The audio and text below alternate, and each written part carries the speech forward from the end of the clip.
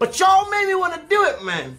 I'm going to have to now review Backchat Season 3, Episode 2, because it touched me in a place that normal things don't touch me. Listen, let me tell you something from the jump. The question was, can you be an effective parent without beating your children, basically, yeah? And I'm going to tell you this now. You can be an effective parent by not beating your children. You can. I'm not gonna lie to you. You can. It can be done. But here's a disclaimer. Only for certain children. It's not every kid that works for non-beatings. Most kids need beatings. Respect can't come without the fear. You can't respect me without fearing me. I can't respect you without fearing you. You're not gonna understand it until you understand this point. If I love you, let's say my girlfriend, I love my girlfriend. I don't fear that she's gonna cheat on me or anything like that. What I fear is if I mess up, there's a consequence to my actions. That's what I fear. I fear the consequence to the action. Now let me deal with a couple of characters. Reva said, obviously, that she went to a shooby-doobs at 12. That's mad. A shooby-doobs at 12. Shooby-doobs at 12. Reva, shooby-doobs at 12. Me too, I would have beaten you. I would have beaten you. I wouldn't have asked questions. But after the second and third time, at 12, I'm now asking the question. But that's only because I've come to a different understanding. I'm now asking the question, Reva, why are you going raving at 12? When I can understand the why, and I can get the dialogue between me and you may be able to articulate yourself as to why you're doing it. Because at 12, what do you know about shooby-doob? What do you know about shooby-doob? In my house, so let me be honest with you. Only when I went to sixth form, and then we have the sixth form shooby-doobs, I tried to go, my dad wouldn't have it. Now, the reason why he's coming from that angle is because he's coming from a Christian perspective. He doesn't believe in that we should be going raving. I totally understand that. But because I didn't have that mentality that I was a Christian then, I wasn't born again, I didn't care. I'm going to try and sneak out. Now, my dad tried to lock the door on several occasions, and eventually he stopped fighting me. But I got to a certain age where I was allowed to do that. At 17, 18, it's a different ball game. Your understanding of the world is completely different for a 12-year-old. If you're 12, I don't care what you say. I will dialogue with you, but I will let you know at the end of the day, you're not going. You are not going. There are some things, like I said, you wouldn't reason with your child, say, hey, I would like you to touch the fire to see what it's like. No parent in their right damn mind, in your dastardly mind, would you allow your child to reason with you about touching fire. Why? Because you know the consequences. The consequences could be so dire that the child could die. So in the same circumstance, for certain parents, they see certain actions as this could end in death. So I have to intervene and I don't care what you say. Do you get it? So there is no circumstance in my household where I've ever said, shut the fuck up. I'm not even going to say the word. Shut the F up, mum or dad. I've not had the bollocks, mate. Now, my mum has never beaten me, but I know that if my mum reports me to my dad at that age, I've never had the bollocks, mate. I've never had the kahunas, mate. I've never had the minerals, mate, to even dream about, look, you know times when your dad sends you to your room or your mum sends you to your room and you try to do the little back chat quietly and say, hey, what are you saying there? Hey, what are you saying there? Don't let me come there and slap you. What do you do? You quickly, you say something, I'll leave it. Oh, shut the fuck up. You say something, shut the fuck up. We never say it to their face. Why? Because the consequences are too great. You fear them. It's important to fear them, to respect them. You see, a young child at a young age doesn't understand the word respect. You're asking a child to understand respect. Fear breeds respect. Understand it. Now, let me tell you something. Even Jesus, in the Bible, it says, he got some things and made a switchblade and began whapping them. Pa, pa, pa. Pick it. He started whooping them. Jesus Christ. If you don't know. Because at the time, it was needed discipline. They needed that discipline. They had gone too far. See what I'm saying? So even Jesus slapped, he didn't slap the face. He said, God switchblade and began whapping.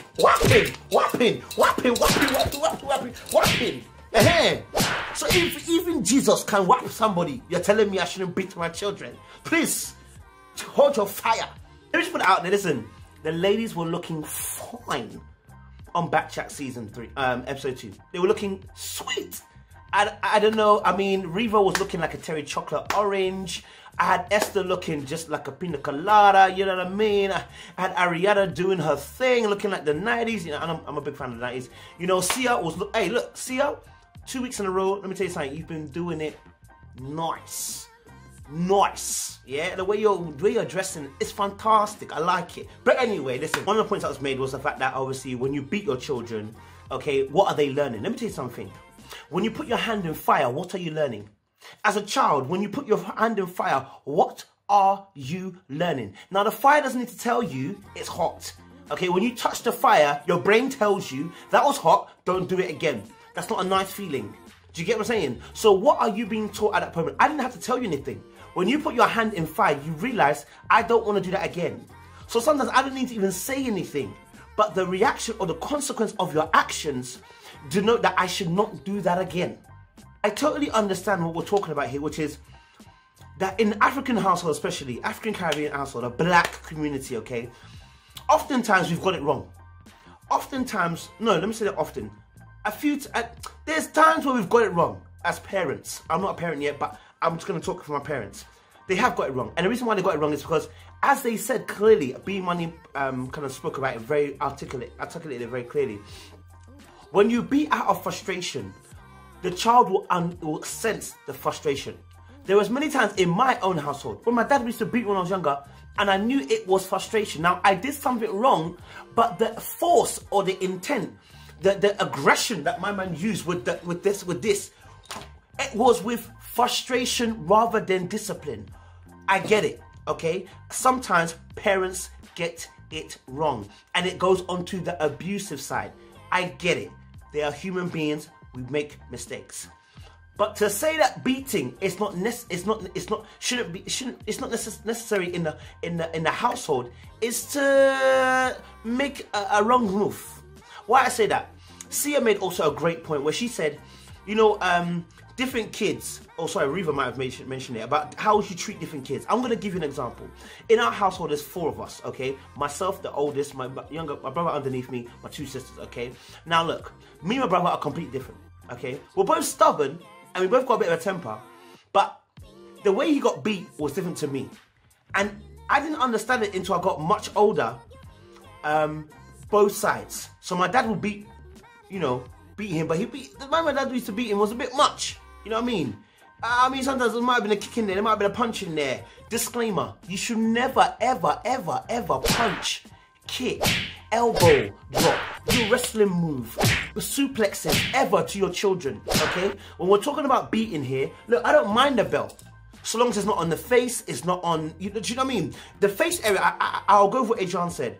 That area is what we look at, it's a reflection. If you're slapping there, punching there, kicking there, scratching there, anything those kind of things to your children, I would say this now, abuse. And I would say it's gonna have a detrimental effect onto your child in future. Don, I remember, you guys remember, when you get the beats and then it raises the skin and you just be like, and you know you can't breathe.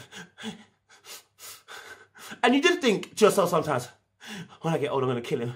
Or I'm gonna, you know what I mean? You just think, I'm gonna run away now. But you never did. Why? Because at the end of the day, it was discipline. You see, sometimes, if you let kids have a decision making, they will run you into the ground. If kids got the decision-making power in the household, they'd run the household into the ground. You're the parent for a reason. You're not beating them because you want to beat them. You're beating them because you need to discipline. So, discipline. Punching for me shows that you've lost it. Punching for me says that now you are my punching bag. Do you get what I'm saying? Now you are my literal punching bag. Punching bag. Punch bag. Punch, punch, punch. You punch someone in the face, it's punching bag. You get me? Is it Malika? Oh, forgive. Malika said her mum punched her in the face at 21. Let me tell you this now. That for me is abuse. So that is abuse. At 21, first of all, I shouldn't be having to hit you. And this is why B Money reacted. At 17, he's a grown youth. You do not start hitting a grown youth. It is too late. I keep saying it. It is too late. You do not, do you know how hard it is to cut down a fully grown tree that's got a solid root? You're now taking a chainsaw, okay, an electric chainsaw, okay, to now come and zzz. Do you know how much effort it takes to cut down that tree? But do you know how much effort it would have taken when the seed was planted just to uproot the seed? Or when the seed was a little shoot, to cut the shoot and dig it up from the ground? Do you see what I'm saying? So, in the case of talking about Malachi's one, at an age when you're 21, no one should be punching anybody. You see, punching even, look, who punches? Boxers, fighters. When you wrestle your brother and sister, you might throw a punch. But a parent is meant to have a higher altitude. In no way, shape or form should I be punching you. But in terms of what Sia and Riva were talking about, which is how different children react to different things, my brother is the type to say, why? Okay? Now, the beatings, he got plenty of beatings, but it never seemed to change him. What I learned from that was, after the first time I beat you, it's not working. Second time I beat you for the same thing, it's not working. Third time, am I still beating you again for the third time? I probably shouldn't. I now should ask, why? And this is where the black community, I want to talk about it because that's all I know. That's where we got it wrong. In the African household, why has a very long tail? Why has a very long tail? So I'm not going to wait and ask why. You've done it already. Here's the consequence. Pata, pata, patu. Do you get it? That's the X, Y, Z. You understand? But the truth of the matter is, because we've not been born and bred in Africa, the mentality that we have, there's a privilege to the mentality that we have. So when some of us are getting beaten, we stand up and say, come on then. Come on then. Come on then. Do it again then. And then we say it's abuse. What has happened here is the mentality is completely different from Africa. There's a subservient mentality in Africa, whereas in UK, there's a privilege that even children are able to say, come on then, because we've been given rights in a certain domain. So what I learned with my brother was that he lacked asking why. When you answer the why, he can then understand the point you're coming from. Now, from a 6-year-old, that sounds like a smart aleck. And I won't lie to you, I don't got time for smart alecks. You got time for this. And that's how I used to think. Because I used to think to myself, I ain't got time. Me too. I've not got time to say why. Even at my young, I got time. But then I started to understand, we've all got problems. And that is our problem. And we haven't addressed it. So what's happening here is, he was getting beat, but the why was not being addressed. You see, my dad also had a why reason why he beat him more. He reminded him of himself. Problem. Because when you don't deal with yourself, the way you react to yourself can be very, very harsh. Your harshest critic is yourself. Your harshest critic always is yourself. So if you see yourself, how you deal with yourself can be different. Do you get it? So how he was beating him did not work for him. But when he got older, my brother, I came to an understanding and enlightenment that, hey, I know why dad was beating me. But it had already done the damage it had already done. So now you're having to unravel that damage. So what we're talking about here is a duality, or so we should say, a consciousness of how your children are reacting to discipline. You see, beating was never the problem. But the problem was the beating wasn't working for him. For me, hey, when you beat me after that, I'm not doing it again. I'm not saying I'm a goody angel. What I'm saying is that I came to an understanding. I don't like getting bust. I don't like getting beaten. I don't like getting slapped. I don't like opening my... I remember when that... Bring your hand and you'd be like... And hold your hand still. Hold your hand still. And you say, Dad, you're going to beat me. Pop, pop, pop. You get it. You go off to the room, you cry. I don't like that. You get me? I understood that. For me, as my nature, I don't like it. So I'm not going to do it. Do you see what I'm saying? Whereas my brother didn't understand that, because for him, understanding comes through why. When he understands the why, he doesn't fight. He doesn't fight anymore. He doesn't argue about the case anymore. Because he's able to articulate himself. Certain kids are able to articulate themselves. When they can articulate themselves, it's not a... See, in African household, we've got a pride, which is the child should never tell me what to do. You don't tell me in my household what to do. The king does not answer to the subjects. Don't be silly. Don't be dumb. If you're losing your marbles, maybe out there you can do it, but in my castle, no. Do you understand? So with that mentality, when a child then tries to stand up, it's like a challenge. But it's a rewiring of our thinking, which is to say, not every kid is trying to challenge your kingship, but rather they're inquisitive, because the way their mind works, they need to understand the why. When they understand the why, they stop doing what they're doing. Because the whole purpose of me beating you is to stop you what you're doing. Do you get it? When will you marry? Oh, I don't know why I said that. Anyway, cool. So, why they made it a good point, which is that children, some of these children, when you see them out, right? You see them out and about with their parents. And their parents, you know, Charlie, no, Charlie. 10, 9, 8, Charlie, if I get to 0. But here's the problem. by the time I get to 0, the child ain't come. What are you doing? And Gogo made this point, which is, are you now going to take the phone off them? You're not. You see, because you don't want a commotion. The whole thing is parents don't want a commotion outwardly. Let me tell you this now. If your child is misbehaving outside and you can't give them the eyes and they stop, you haven't done your job at home. Listen to what I just said. If your child is misbehaving outside and you can't go, hey, listen, stop. And you give them the serious eyes and the serious look and the serious tone and they don't stop, it's because at home, that don't work either.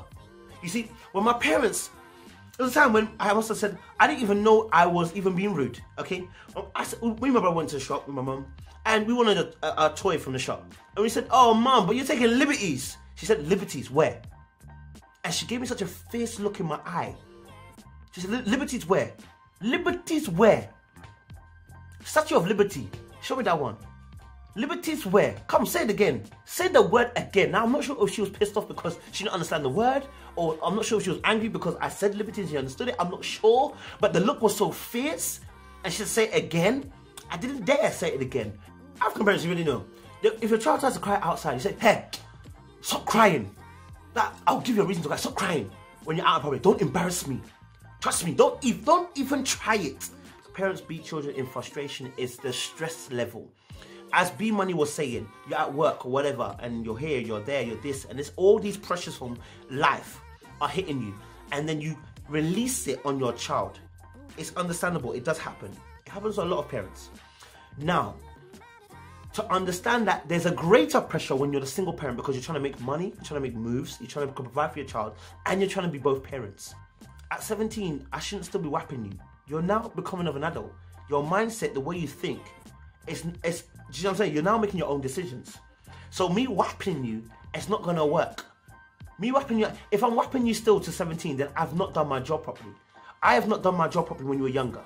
If I'm whapping you at 17, so for his mum to be whapping him at 17, pressure, stress, understanding that she may be trying to be covering for both parents. The key thing in that story, he said his mum was predominantly the one that was raising him. Where was his dad? And I'm going to say this point is prominent. Because when Gogo spoke up and said, when the mum is speaking to the child and saying it 1, 2, and on the 3rd time he says it, I'm going to come in there, and Sia also backed it by saying the dad's presence is important enough. It's important. And sometimes the presence alone is enough. You're right. But you need a dad's presence. Do you see what I'm saying? Because the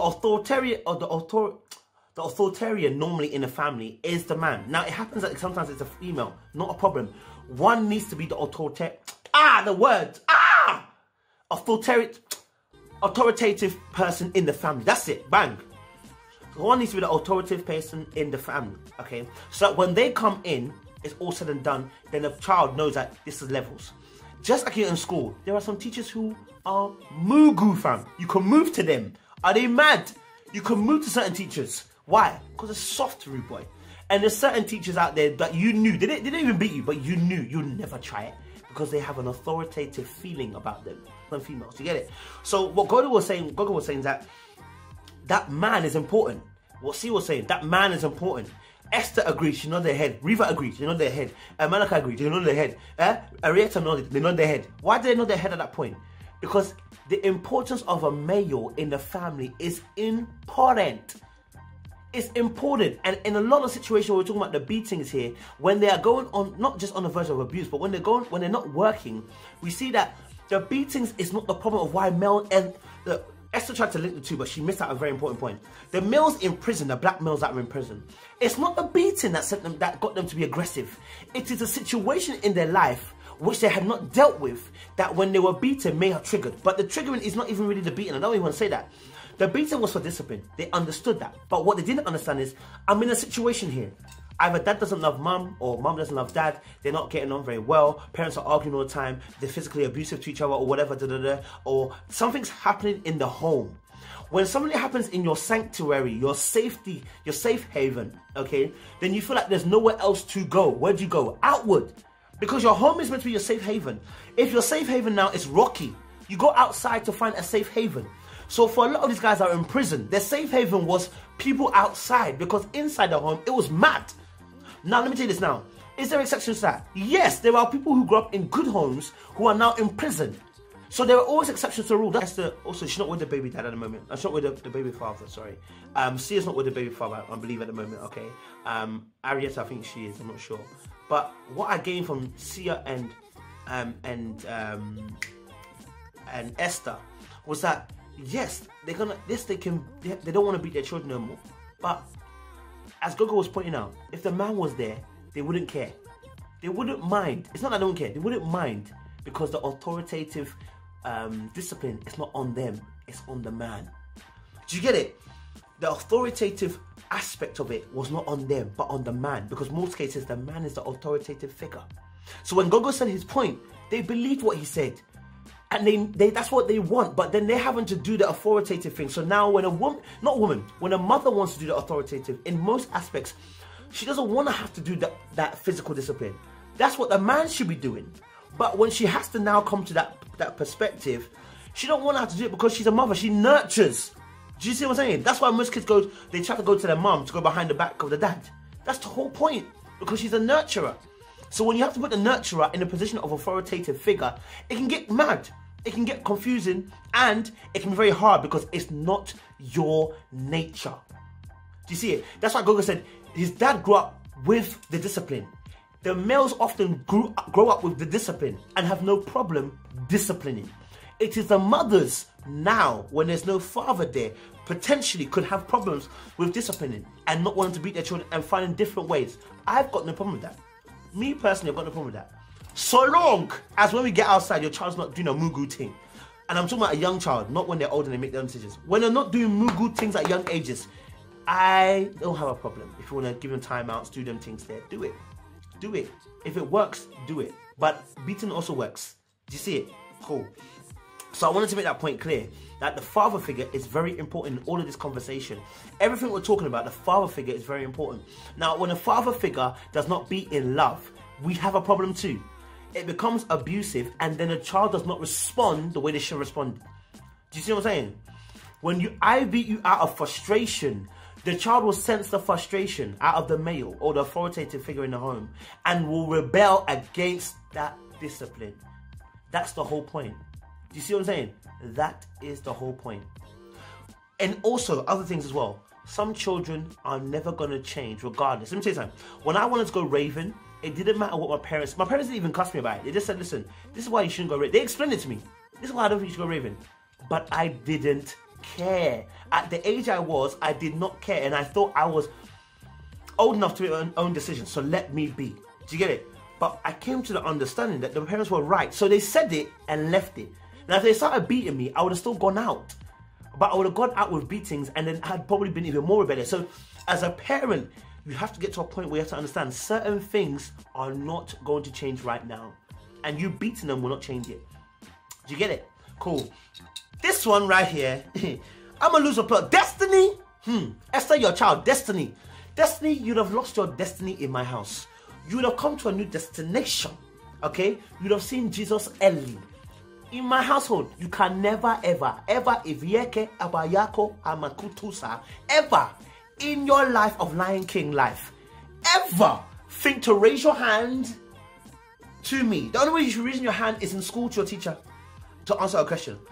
In my life of dreams, thought about, hey, let me slap my mom or my dad. Why? Because the fear of God was in me, bruh. The fear of the discipline was in me. You see, the reason why your child can slap you, even the first time, and even think about it, is the discipline of fear was not in there. You see, sometimes the talking doesn't produce fear. You saying, I will take away your phone. The child will say, and so? Sometimes you need to show the child that I am the authority in your life. If you ever, there was times where mom said, listen, if you do it, I promise you will not eat tonight. The fear of not eating. Oh, but it wasn't enough. I'll still do it. But the beating, Yakutu Seketa, does things to you. Oh, does things to you. You understand? So, Yakato Shekete. So, all I'm saying to you is, look, at the end of the day, and listen, Esther, I was just saying, like, when Destiny did that, I was, how dare she? And I have not got time to be taking you to your bed 3, 4, 5. No, I'm gonna whoop your ass. I'm gonna whoop it, and then say go to bed. And you gonna go to bed because you don't want no ass whooping. So sometimes the belt is an instant deterrent to the nonsense a child has in your head. Let me tell you something. When I whip you, the nonsense will come into you. The nonsense will exit your brain and go out. The sense will come in whilst you're looking at the stats. The sense will come in. You understand? So, look, beating for me is essential for certain children. It's essential for certain children. Certain children are stubborn and they need beatings and they respond to the beatings. Other children don't need beatings. If they don't need beatings, don't beat them. Simple. Backchat episode was lit, okay? The Backchat episode, I think... Do you know what's even more crazy? Do you know what's even more crazy? Do you know what? I'll do another video for a minute. So, look, anyway, fam. I'm going to leave it there and I'm going to bid you a deuce and say, listen, guys, if you want to beat your children, beat them, innit? It's not a problem. If you're not going to beat them, don't beat them. But don't harangue me for wanting to beat my children. I'm going to beat them. And don't tell me I'm a bad parent because I'm going to beat them. Okay? So